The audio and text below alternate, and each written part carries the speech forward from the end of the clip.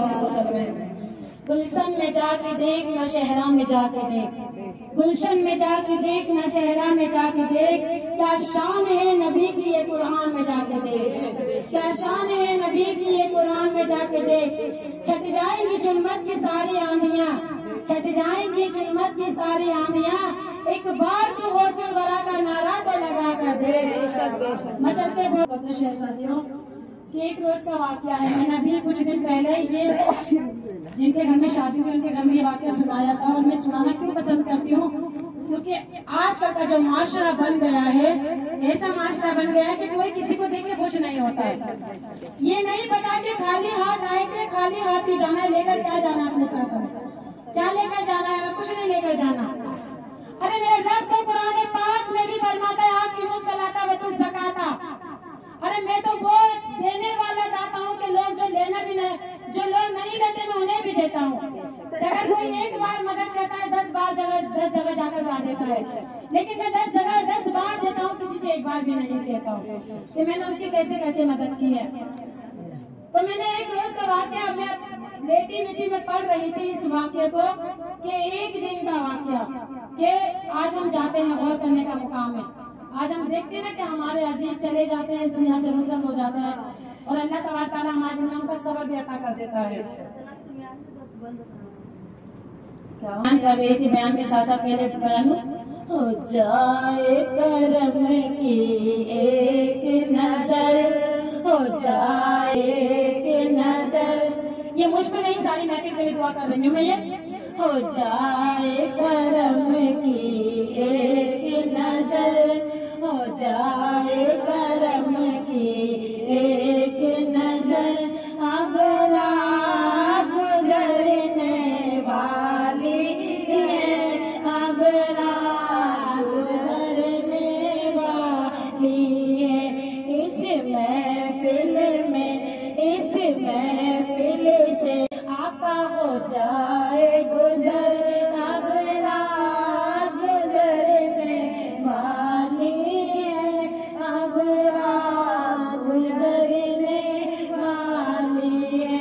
तो तवज्जो फरमाएं कि एक दिन एक कब्र खोदने वाले का मैं वाकया अभी कुछ दिन पहले सुनाकर बैठी हूँ। फिर बयान क्यों कर रही हूँ, क्योंकि माशरा ऐसा चल रहा है इबरत के लिए, शायद कोई महफिल में बैठकर इबरत ही हासिल कर ले कि एक शख्स था, बड़ा शराबी, बड़ा जुआरी था, वो शराब पीता था। तो उसने देखा कि वो बयान फरमाते हैं, शाही बयान फरमाते हैं, हज़रत उस्मान गनी कह रहे थे, यार तू वही शराब पीने वाला शख्स है जो तू शराब पीता, कब्र खोदता था, शराब पीता था, और शराब पीकर तू कहीं भी गिर जाया करता था। कहा हाँ उस्मान गनी मैं वही हूँ। कहा तो इतना नेक कैसे हो गया, तो इतना अच्छा कैसे हो गया, तुझे अल्लाह ने क्या ऐसा बता दिया। वो कहने लगा कि एक रोज के वाकये ने मेरे दिल को हिला दिया, झंझोड़ कर रख दिया कि ऐसा तेरे साथ क्या गुजर गया। कहा मैंने एक दिन में 3 कब्र खोदी। कितनी कब्र खोदी, मुझे बयान बता, कितनी कब्र खोदी? 3 कब्र खोदी।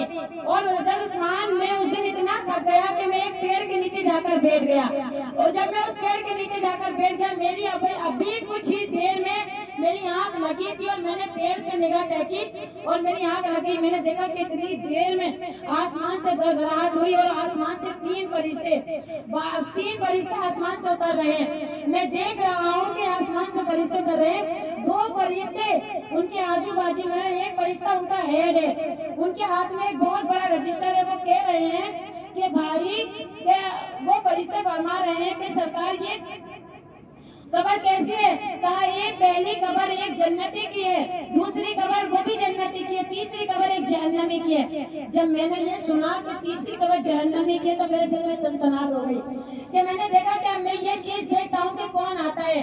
अब मैं वहीं पर बैठ गया, और बैठने के बाद मैंने देखा कि मैं ये इंतजार करने लगा। सुबह से शाम गुजर गई, मैं इंतजार में रहा कि आखिर ये कब्र किसकी होती है, किसकी कौन आता है। मैंने देखा कि एक जनाजा चला रहा है, एक जनाजा आ रहा है, उस जनाजे के साथ 4 लोग आ रहे हैं। कितने लोग आ रहे हैं? 4। एक जनाजे के साथ 4 लोग आ रहे हैं। वो कह रहे हैं कब्र खोदने वाले, क्या कोई कब्र खाली है? मैंने कहा हाँ जी खाली है। कहा कितने की है? मैंने कहा 1000 रुपए की कब्र, 1000 रुपए की है। उन्होंने जेब से मेरे 1000 रुपए निकाला, मुझे ले आकर दे दिया। मैंने कहा भाई कौन सी कब्र का है? ये पहली कब्र है। तो मैंने उनसे पूछा भाई ये किसकी कब्र है? उन लोगों ने कहा रुक जा भाई, उन्होंने जनाजे को कब्र में रखा, मट्टी डाली, सब काम किया और पाता लगाए, धूल लगाए, जाने लगे। मैंने पूछा कि भाई ये किसकी कब्र है? कहा ये हमारे मोहल्ले के एक गरीब इंसान की कब्र है, हमारे मोहल्ले के गरीब इंसान की कब्र है कि इसके पास इतना मैशर नहीं था कि ये कुछ खा या पका ले, लेकिन जब पूरा मोहल्ला सो जाया करता था तो ये अपने टूटे हुए मकान में बैठ के रात को कुरान की तिलावत किया करता था। और ये कुरान की तिलावत इतनी बुलंद आवाज से करता था कि अल्लाह तबारक तआला के इससे कुरान की तिलावत की आवाज सुन के सारा मोहल्ला मदोस हो जाया करता था। एक दिन का रोज के इसका इंतकाल हो गया। हमने मोहल्ले वालों के पास गए और हमने सबसे कहा भाई बड़ा बड़ा शख्स का इंतकाल हो गया, कुछ मदद करोगे? अमीर अमीर घर के लोगों ने हमसे कह दिया अरे वो गरीब है, उसका क्या दफन करना, अरे जाओ कुछ लोग जाओ से इंतकाल कर उसका जाए ले जाओ और जनाजा में ऐसे बिना कफन के रखा। भाई हम 4 घर वालों से जितना इंतजाम हुआ हमने करा। हमने अपने घर से चंदा इकट्ठा करा, 2000 रुपए हुए हमारे पास और हमने 2000 में 1000 रुपए तुम्हें दे दिया, 1000 रुपए में से कफन दफन का ले गया और कहा भाई आप तुम 1000 रुपए तुम ले लो, कफन दे दो। कहा भाई सुनो, जिसे तुम लेकर आए हो अल्लाह तबारक तआला ने खुद उसका इंतजाम फरमाया है और अभी बताया है कि ये खुद जन्नती है जिसका जनाजा तुम लेकर चले आए हो। अब मैं इंतजार करने लगा कि दूसरी कब्र किसकी है और मैं इस इंतजार में बैठा था कि देखा कि एक जनाजा और चला रहा है और जनाजे में 7 लोग आए हैं। कितने लोग आए हैं? 7। उस जनाजे में 7 लोग आए हैं। मैं देख रहा हूँ तो लोगों ने पूछा ये कब्र वाले कोई कब्र खाली है? मैंने कहा जी खाली है। कहा कितने की है? मैंने कहा कि 1000 की है। उन्होंने जेब से 1000 रुपए निकाले और मुझे दे दिए और मुझे देने के बाद उन्होंने कहा कि अब उन्होंने जनाजे को कब्र में रखा और पाता दुरुद करी, मट्टी डाली और पाता पड़ी और चलने लगे। मैंने उनसे पूछा भाई ये कब्र किसकी है? कहा भाई ये कब्र हमारे किसी के, तुम्हारे रिश्तेदारों के नहीं, तुम्हारे अजीजों की है? कहा नहीं। तुम्हारे किसी अजीज कारी की है? कहा नहीं।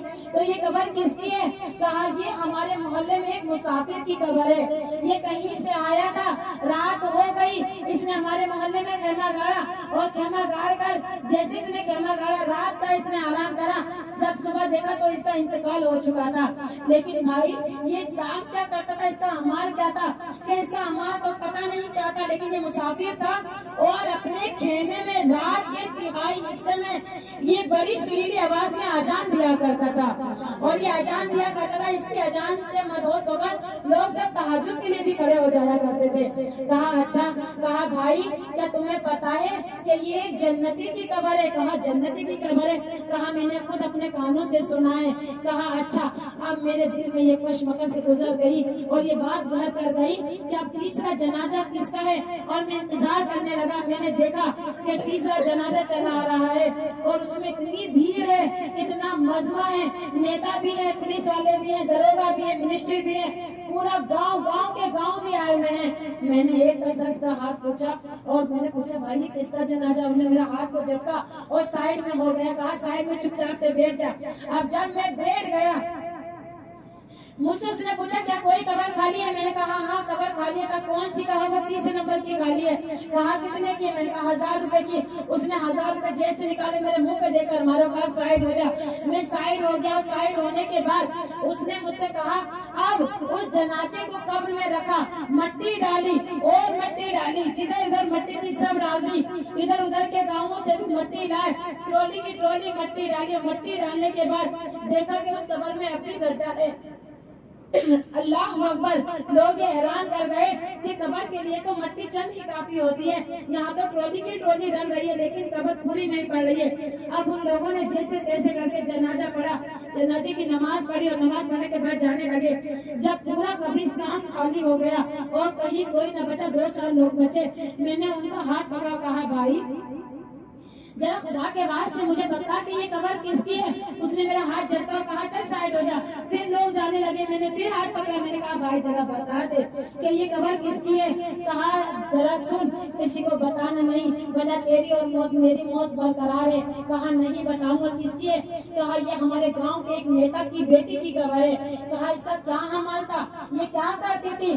कहा ये कुछ नहीं करती थी। जब मोहल्ले में कहीं मिलाद हुआ करता था और मोहल्ले की औरतें से मिलाद के लिए बुलाया करती थी, जब बुलाया करती थी तो लोग इसके पास लड़कियां आती और कहती बाजी हमारे घर में आज मिलाद शरीफ है और आप हमारे घर में मिलाद शरीफ सुनने चलो। तो ये उन लड़कियों के हाथ पकड़ती, उनके बाल पकड़ती, बाल पकड़कर उनके मुंह पे चाटा मारती और चाटा मारकर कहती कमबख्त बदबख्त, कि मैं ऐसे गरीब गुरबाओं के घर जाऊंगी कि उनके घर जाने से मेरे कपड़े खराब हो जाएंगे, मेरे जो आलीशान जेवर है वो खराब हो जाएंगे। वो कहती अच्छा बाजी चलो आप नहीं जाती तो आप अपने घर में मिलाद शरीफ सजाओ और सारे गांव मोहल्ले की औरतों को बुलाओ। वो मैं और लड़कियों को पकड़ती और पकड़ने के बाद उनके मुंह पे चांटे मारती और अपने सिपाहियों से उनसे अपनी जूतियां साफ करवाती और अपना पखाना साफ करवाती। इतना मारती ये कमबख्त कहती कमबख्त, ये मोहल्ले की गरीब गुरबाएं औरतें मेरे घर आएंगी, मेरा कालीन खराब करेंगी, मेरा कारपेट खराब करेंगी, मेरी दीवारों पे इनके बच्चे हाथ लगाएंगे, इनके बच्चे शैतानी आकर करेंगे।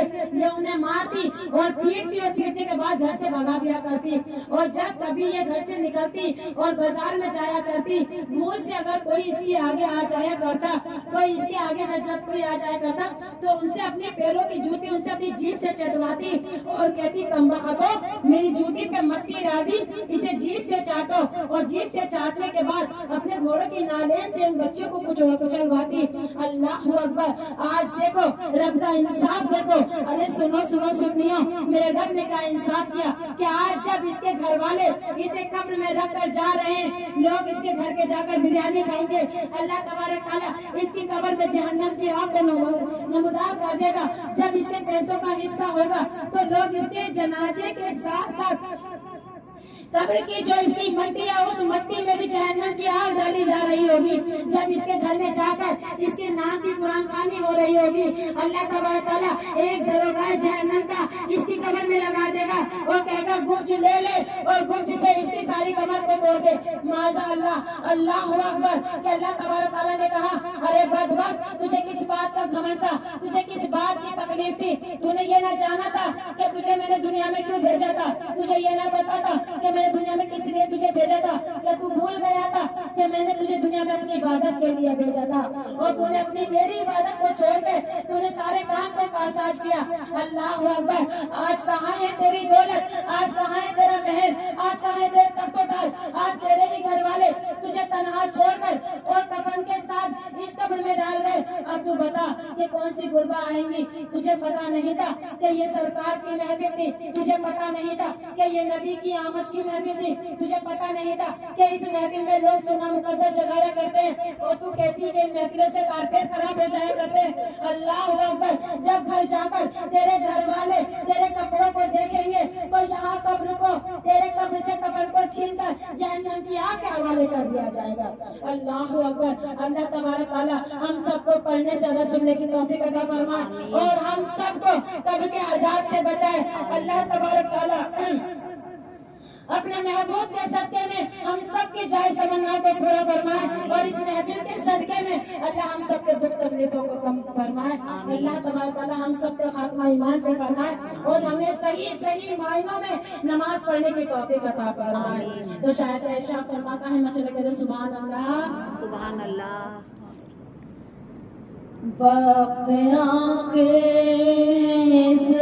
जिंदगी का अस्सलाम वालेकुम फैमिली। माशाल्लाह क्या तकरीर है। ये मेरी बहन है पड़ोस की, उनके घर में हो रही थी, मैंने इसको बोला तो ऑर्डर है कर लीजिए रिकॉर्ड। बहुत अच्छी तकरीर करती हैं माशाल्लाह। ज़रूर अच्छी लगे तो लाइक कीजिए। अस्सलाम वालेकुम।